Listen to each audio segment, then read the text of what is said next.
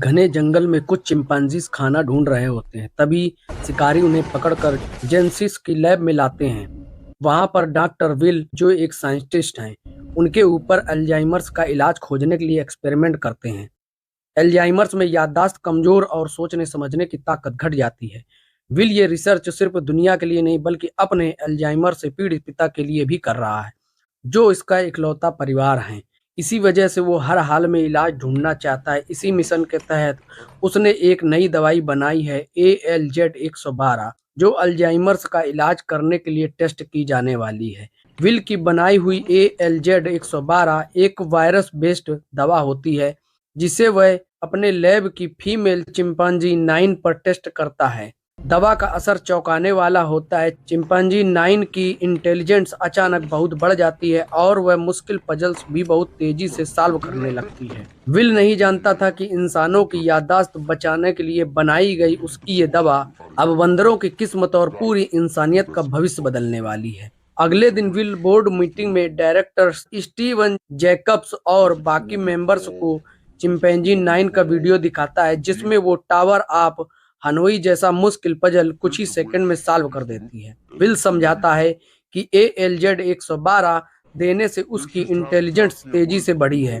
कोई negative side effect नहीं दिखा, बस उसकी आंखें ग्रीन हो गई हैं, जो इस दवा का अनोखा असर है। लेकिन सब कुछ नॉर्मल दिखने के बावजूद विल और बोर्ड मेंबर ये नहीं जानते थे कि ये ग्रीन आंखें सिर्फ इंटेलिजेंस की निशानी नहीं बल्कि एक ऐसे बदलाव की शुरुआत है जो बहुत जल्द ही इस लैब की दीवारों से बाहर निकलने वाला है। विल समझाता है कि ALZ-112 एक जीन थेरेपी है जो अल्जाइमर्स मरीजों के दिमाग की कोशिकाओं को रिपेयर करके उनकी दिमागी क्षमता बढ़ा सकती है। इसलिए वह इसे इंसानों पर ट्रायल करना चाहता है। उधर प्रेजेंटेशन के वक्त उसका असिस्टेंट फ्रैंकलिन जब एक स्टाफ के साथ चिंपैंजी 9 को पिंजरे से बाहर लाने की कोशिश करता है तो चिंपैंजी 9 का बिहेवियर अचानक बहुत अजीब और खतरनाक तरीके से आक्रामक हो जाता है। पिंजरा खुलते ही चिंपैंजी 9 काबू से बाहर हो जाती है। लैब में तोड़फोड़ मचाती हुई कांच तोड़कर प्रेजेंटेशन रूम में घुसती है और विल पर झपटती है। खतरा देखकर गार्ड उसे गोली मार देता है और वहीं उसकी मौत हो जाती है। इसके बाद स्टीवन जैकब्स इसे ALZ-112 का खतरनाक साइड इफेक्ट मानकर विल का पूरा प्रोजेक्ट रद्द कर देते हैं और आदेश दिया जाता है कि जिन चिंपांजीज पर दवा टेस्ट हुई है उन्हें भी मार दिया जाए। अब एक झटके में विल की सालों की मेहनत और उसका सपना टूट जाता है। चिंपैंजी 9 की मौत के बाद उसके पीछे छुपा एक छोटा सा राज अब एक ऐसी क्रांति की शुरुआत बनने वाला है जो इंसानों और बंदरों दोनों की दुनिया हमेशा के लिए बदल कर रख देगा। इधर विल दुखी होकर लैब में लौटता है तो देखता है कि फ्रैंकलिन की गोद में एक चिंपांजी का बच्चा है। फ्रैंकलिन बताता है कि जिस चिंपांजी 9 को गोली मारी गई वो जब यहाँ लाई गई थी तब प्रेग्नेंट थी और कुछ घंटे पहले ही उसने एक बेबी को जन्म दिया था। विल समझ जाता है कि चिंपैंजी 9 आक्रामक होने की वजह दवाई नहीं बल्कि अपने बच्चे की रक्षा करने के लिए एक माँ की फीलिंग थी। उसे लगा होगा कि लोग उसके बच्चे को मार देंगे, इसलिए उसने हमला किया। मतलब ALZ-112 शायद सुरक्षित दवा थी, लेकिन प्रोजेक्ट कैंसिल होने की वजह से अब ये सच बेकार था। विल उस बेबी चिंपैंजी को लैब में मरने के लिए नहीं छोड़ता और चुपके से उसे घर लाता है। वहां अपने पिता चार्ल्स से उसको मिलवाता है। चार्ल्स उसे गोद में उठाकर प्यार से उसका नाम रखते हैं सीजर। विल और चार्ल्स सीजर को अपने बेटे की तरह पालने लगते हैं। धीरे धीरे विल को महसूस होता है कि सीजर आम बंदरों से बहुत ज्यादा होशियार और उसकी आंखें भी ग्रीन हैं। असल में जब चिंपैंजी 9 को ALZ-112 दवा दी गई थी तब सीजर उसके गर्भ में था और उस दवा का असर उस पर भी हो गया था। लेकिन विल नहीं जानता था कि जिस मासूम बेबी चिंपैंजी को वो घर लाया है यही सीजर एक दिन इंसानों और बंदरों दोनों की किस्मत बदल कर रख देगा। विल समझ जाता है कि ALZ 112 का असर सीजर पर भी हुआ है, इसलिए वो बाकी बंदरों से कहीं ज्यादा बुद्धिमान और वो भी उस पर स्टडी शुरू कर देता है। धीरे धीरे वो देखता है कि 18 महीने की उम्र तक सीजर लाइन लैंग्वेज सीख जाता है। 2 साल में वो ऐसे मुश्किल पजल सॉल्व कर लेता है जो एक 8 साल के बच्चे भी न कर पाते थे।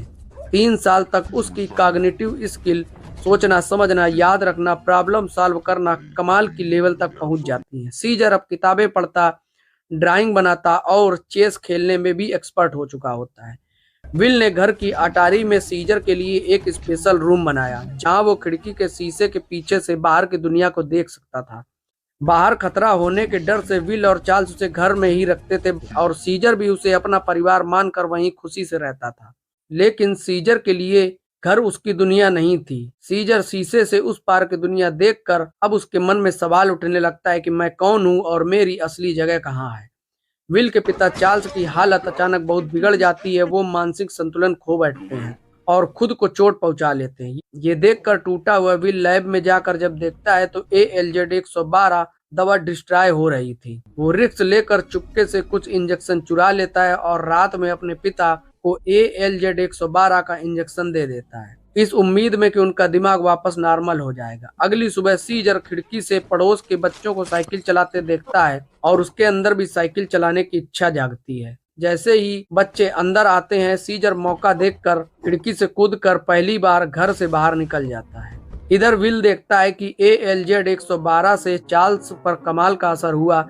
जो कल साधारण चीजें भी याद नहीं रख पाते थे, वो आज आराम से पियानो बजा रहे होते हैं। ये देखकर विल बहुत खुश होता है और वो चार्ल्स की ये खुशखबरी सीजर को बताने के लिए उसे ढूंढने लगता है। कमरे में सीजर नहीं मिलता तो दोनों घबरा जाते हैं। तभी बाहर से सीजर की चीख सुनाई देती है। वो दौड़कर देखते हैं कि सीजर के पड़ोसी हंसिकर के घर के पास हैं और वहां झगड़ा हो चुका है। सीजर चोरी से साइकिल लेने के लिए गैराज में घुसा था, जिसे देखकर हंसिकर का बच्चा डर गया और हंसिकर ने सीजर को खतरा समझकर बेसबॉल बैट से हमला कर दिया। तभी समय पर विल और चार्ल्स पहुंचकर सीजर को बचा लेते हैं। हंसिकर गुस्से में विल को धमकी देता है कि बंदर दोबारा यहाँ दिखाई नहीं देना चाहिए। सीजर के हाथ में चोट लगी होती है तो विल उसे जू की डॉक्टर कैरोलिन के पास ले जाता है। इलाज के दौरान कैरोलिन उसकी इंटेलिजेंट और बिहेवियर देखकर हैरान रह जाती है और सीजर को भी कैरोलिन अच्छी लगने लगती है। सीजर की जिद पर विल कैरोलिन को डिनर पर घर पर बुलाता है। डिनर के दौरान कैरोलिन नोटिस करती है कि सीजर घर से बाहर जाने के लिए बहुत एक्साइटेड है, तो वो सजेस्ट करती है कि उसे सीजर को बाहर घुमाने ले जाना चाहिए। और अगले दिन विल, चार्ल्स और कैरोलिन सीजर को रेडवुड नेशनल पार्क घुमाने ले जाते हैं।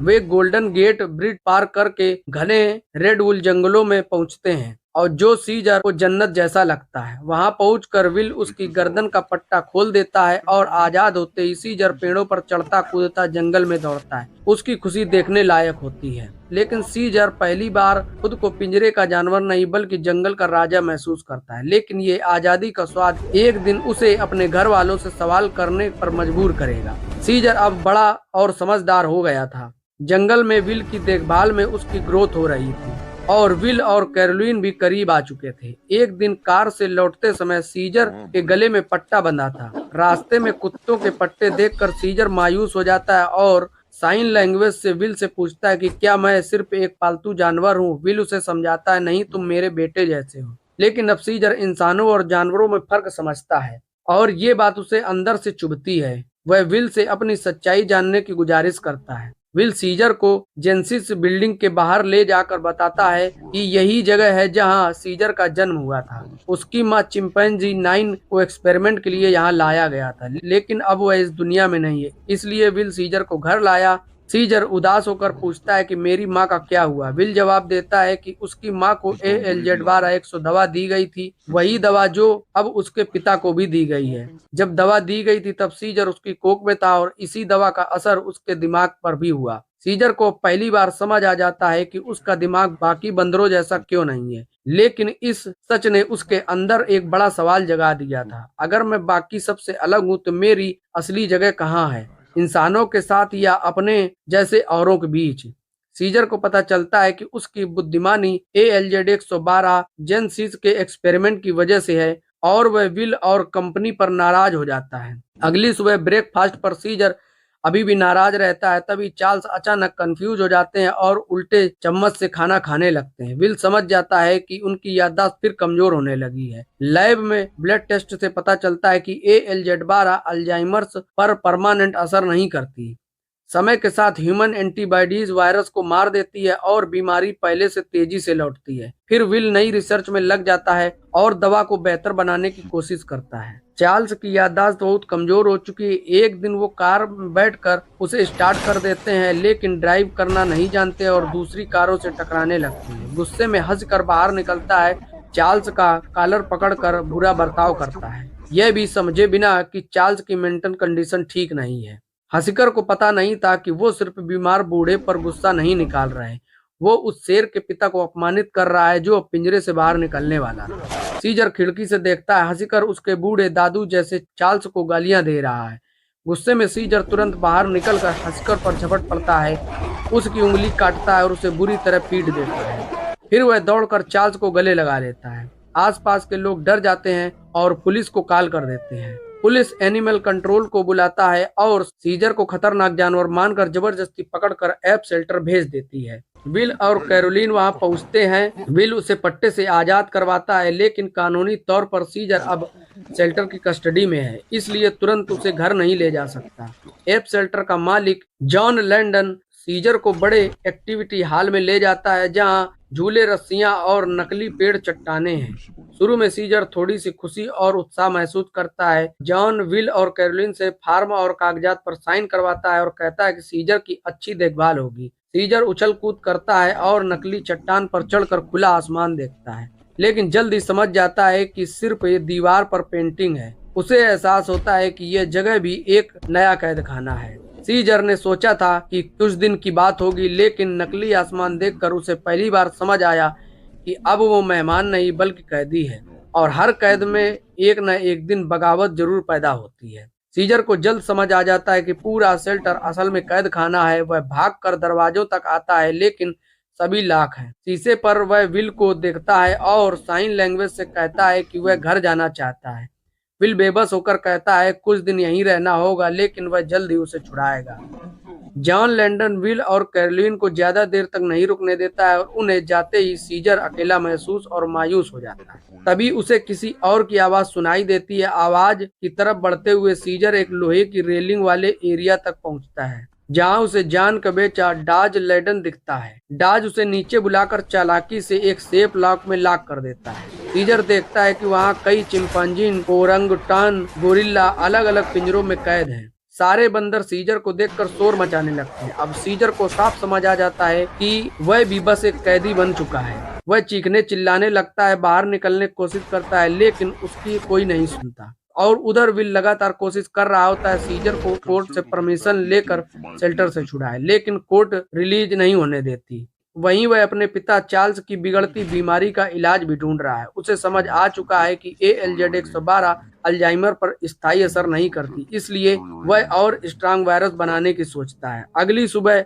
जेनेसिस लैब में जब डायरेक्टर स्टीवन जैकब्स को पता चलता है कि विल ALZ112 पर काम कर रहा है, तो वह गुस्सा होता है और विल बताता है कि उसने दवा पिता पर टेस्ट की है और वह असरदार रही है, लेकिन ज्यादा समय तक नहीं, क्योंकि बॉडी की एंटीबॉडीज वायरस को मार देती है। विल आगे कहता है कि वह एक नई स्ट्रांग दवा बनाएगा जो अल्जाइमर्स को हमेशा के लिए ठीक करेगी और इंटेलिजेंस भी बढ़ा सकती है। यह सुनते ही जैकब्स पहले तो हिचकिचाता है और फिर तुरंत नई दवा पर काम करने की इजाजत दे देता है। इधर दूसरी ओर एप शेल्टर में सीजर की जिंदगी दिन ब दिन और कठिन अपमान और तकलीफों से भरी होती जा रही है, और इधर विल इंसानों को बचाने के लिए ज्यादा ताकतवर वायरस बना रहा था, लेकिन वहीं वायरस जल्द ही बंदरों के दिमाग में बगावत का बीज बोने वाला था। अब ये दवा सिर्फ बीमारी नहीं, पूरी दुनिया की किस्मत बदलने वाली थी। और उधर एप शेल्टर में डॉज लैंडन सिक्योरिटी गार्ड्स एप्स के साथ सख्ती और बेरहमी से पेश आता था। उन्हें ज्यादातर पिंजरे में बंद रखता, थोड़ी देर के लिए एक्टिविटी हॉल में ले जाने देता, खाने में घटिया खाना देता, विरोध करने पर तेज पानी की बौछार मारता। सीजर देखता कि जॉन और डॉज कुछ चिंपांजी को जेनेसिस लैब में एक्सपेरिमेंट के लिए भेज रहे हैं।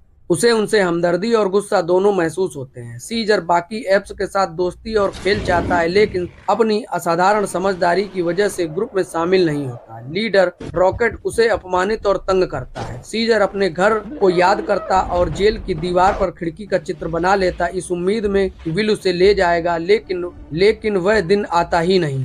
इधर विल ALZ 112 से भी ज्यादा ताकतवर वायरल बेस्ड दवा बना लेता है। विल और टीम ने मेल चिंपांजी कोबा पर ALZ 113 टेस्ट करना शुरू किया। कोबा को ग्लास चैम्बर में स्ट्रेचर से बांधा गया। गैस ALZ 113 छोड़ी गई और सभी ने गैस मास्क पहना। कोबा झटपटाने लगा और संघर्ष में फ्रैंकलिन का मास्क उतर गया। गैस पाइप टूटकर चैम्बर में लीक हुई। विल ने जल्दी से जोड़ दिया, लेकिन फ्रैंकलिन तब तक वायरस के संपर्क में आ चुका था और वह इसे इग्नोर कर देता है। ALZ 113 का असर कोबा पर कमाल का निकला। उसकी बुद्धि इतनी बढ़ गई, वह शब्द समझने और लिखने लगा। विल और फ्रैंकलिन ये देखकर खुश थे, लेकिन टेस्ट के दौरान फ्रैंकलिन को खांसने और खून आने की समस्या हुई, जिसे उसे इग्नोर कर दिया। विल को लगा था कि ALZ 113 बस दिमाग की बीमारी मिटाएगी, लेकिन चैम्बर से बाहर निकली गैस पूरी इंसानियत का बैलेंस हिला देगी। साथ ही विल लगातार सीजर की चिंता करता रहा, जो शेल्टर में कैद था। विल अगले दिन एप शेल्टर जाकर सीजर से मिलता है। सीजर खुश होता है, लेकिन विल उसके हाथ में घाव देखकर गुस्से में डॉज का कॉलर पकड़ता है, लेकिन शेल्टर मालिक जॉन आकर रोक देता है। कोर्ट के आर्डर के बिना तुम इसे नहीं ले जा सकते। विल चेतावनी देता है, लेकिन मजबूरी में सीजर को छोड़कर चला जाता है। सीजर की उम्मीदें टूट जाती है। वह जेल की दीवार पर बनाई हुई खिड़की की ड्राइंग मिटा देता है। सीजर ने एप्स की आज़ादी का प्लान बनाना शुरू किया। हाल की छत पर चढ़कर बाहर निकल सकता था, लेकिन उसने अपने साथियों की मुश्किल जिंदगी देखी और उन्हें साथ लेने का फैसला किया। रात में डॉज टेजर में सताता है, लेकिन सीजर ने चालाकी से बॉटल ओपनर और नाइफ हासिल कर केज का रास्ता बनाया। उसने पिंजरे में कैद गोरिल्ला बग को आजाद किया और उसका सहयोग पाया। सीजर अब अपने दल का लीडर बन चुका था और सभी चिंपांजी उसे मानने लगे। उसने सभी को आजाद कराने की योजना बनाना शुरू किया। विल के पिता चार्ल्स की मौत हो गई, लेकिन कैरोलिन विल का सहारा बनी। विल एप शेल्टर जाकर जॉन को पैसे देकर सीजर को छुड़ाता, लेकिन सीजर अब पालतू बंदर नहीं बल्कि नेता और रणनीतिकार बन चुका था। उसने अपने मिशन के लिए खुद का केस बंद कर लिया और विल को छोड़ दिया। अब सीजर का लक्ष्य था एप शेल्टर के साथियों को आजाद कराना। जेनेसिस में बंद चिंपांजीज को बचाना अकेले करना मुश्किल था, इसलिए उसने रात में एक्टिविटी हॉल से निकलकर विल के घर जाकर ALZ 113 वायरस के सैंपल चुराए और फिर शेल्टर लौट आया। सीजर ने ALZ 113 का इस्तेमाल कर एप शेल्टर के सभी चिंपांजीज को बुद्धिमान बनाया। अब सभी सीजर की बात समझने लगे। उन्होंने एकजुट होकर इंसानों के खिलाफ योजना बनाना शुरू किया। सीजर का लक्ष्य था अपने साथियों को गुलामी से आजाद कराना, जेनेसिस में बंद बाकी चिंपैंजीज को बचाना। सीजर अब सिर्फ अपनी आजादी नहीं बल्कि सभी भाइयों की मुक्ति का नेता बन चुका था। उसकी बगावत शुरू हो चुकी थी। इसी बीच फ्रैंकलिन ALZ 113 वायरस की चपेट में आने से मर गया, क्योंकि यह इंसानों के लिए घातक था। इधर शेल्टर में डॉज सभी चिंपांजीज को सेल में बंद कर रहा था। तब उसने देखा कि सीजर एक्टिविटी हॉल में है। गुस्से में टेजर लेकर सीजर के पास गया। सीजर ने उसका हाथ पकड़कर रोका, चिल्लाया नहीं और फिर डॉज को जोरदार पंजे से मारा, जिससे वह बेहोश हो गया। यह सब वायरस ALZ 113 ने सीजर को और मानवीय बुद्धि और ताकत देने के कारण हुआ। सीजर ने डॉज को पिंजरे में बंद किया और सभी चिंपांजीज एंटन और गोरिल्ला को आजाद किया। डॉज का भाई बंदूक लेकर आया, लेकिन डर के मारे भाग गया। सीजर ने उसे सुरक्षित एक सेल में बंद कर दिया। फिर डॉज ने टेजर से हमला किया, लेकिन सीजर ने पानी का फव्वारा छोड़कर उसे मार दिया। इसके बाद सीजर अपने साथियों के साथ सीधे जेनेसिस लैब की ओर गया और वहीं विल और कैरोलिन ने सुबह उठकर दीवारों पर पंजों के निशान और कमरे की लाइट्स देखकर समझ गए कि सीजर यहाँ आया था। सीजर की बगावत चरम पर थी। विल ने शेल्टर में डॉज की मौत और ALZ 113 का कंटेनर देखकर सब समझ लिया। सीजर और साथी जेनेसिस लैब पर धावा बोलते हैं, सब तबाह किया और कोबा सहित सभी चिंपांजीज को आजाद किया। जैकब वहाँ आया तो सीजर और उसके झुंड ने उसे घेर लिया। वह पुलिस हेलीकॉप्टर से भागा। सीजर का मकसद इंसानों को नुकसान नहीं बल्कि सभी चिंपांजीज को रेडवुड जंगल तक सुरक्षित पहुंचाना था। ब्रिज पर पहुंचते ही पुलिस ने उन्हें पैदल और घोड़ों पर सवार यूनिट से घेर लिया। ब्रिज पर सीजर की लड़ाई तेज थी। उसने अपने साथियों को आगे बढ़ाया और रंगटस को नीचे भेजा। घोड़े पर सवार पुलिस ने हमला किया, लेकिन सीजर ने किसी को मारने से रोका। बग ने एक पुलिस को पकड़ लिया, पर सीजर ने उसे रोका। विल ब्रिज पर आया, सीजर और पुलिस के पास पहुंचा। गोरिल्ला झुंड ने बस पलटकर रास्ता बनाया, फिर सभी साथी एक साथ पुलिस पर टूट पड़े और उनका बुरा हाल कर दिया। सीजर और साथियों ने रेड बुल जंगल में आज़ादी पा ली। पुलिस भाग गई, लेकिन जेकब हेलीकॉप्टर से आया। सोल्जर्स ने फायरिंग की, सीजर ने जंजीर से उसे मारा। बग ने सीजर को बचाने के लिए हेलीकॉप्टर पर कूदकर शहीद हो गया। हेलीकॉप्टर तबाह हो गया। अब जंगल का रास्ता साफ था। विल जंगल में पहुंचा और सीजर से माफी मांगी, लेकिन सीजर ने कहा अब यही मेरा घर है। वह अपने दल का नया मुखिया बन चुका है और सभी साथी उसका सम्मान कर रहे हैं। सीजर अपने लोगों की रक्षा के लिए ऊंचे पेड़ों पर चढ़ा और आज़ादी महसूस की। वहीं विल का पड़ोसी हंसकर, जो पायलट था, जो ALZ 113 वायरस से संक्रमित हो गया और अनजाने में इसे फैलाने वाला बन गया। दोस्तों, और इस मूवी की कहानी यहीं समाप्त होती है। और दोस्तों, अगर आपको यह कहानी जरा सी भी इंटरेस्टिंग लगी हो और मजेदार लगी हो तो वीडियो को एक लाइक जरूर कर दें और इसे अपने व्हाट्सएप ग्रुप में जरूर शेयर कर दें, ताकि और भी लोग इस अनोखी कहानी का आनंद ले सकें। और अगर आपको इस कहानी का अगला भाग भी देखना है तो हमारे चैनल से जुड़े रहें। अगर आपने हमारे चैनल को अभी तक सब्सक्राइब नहीं किया है तो सब्सक्राइब कर लें और बेल आइकन को जरूर प्रेस कर दें, ताकि आने वाली हर नई वीडियोस का नोटिफिकेशन आपको सबसे पहले मिले।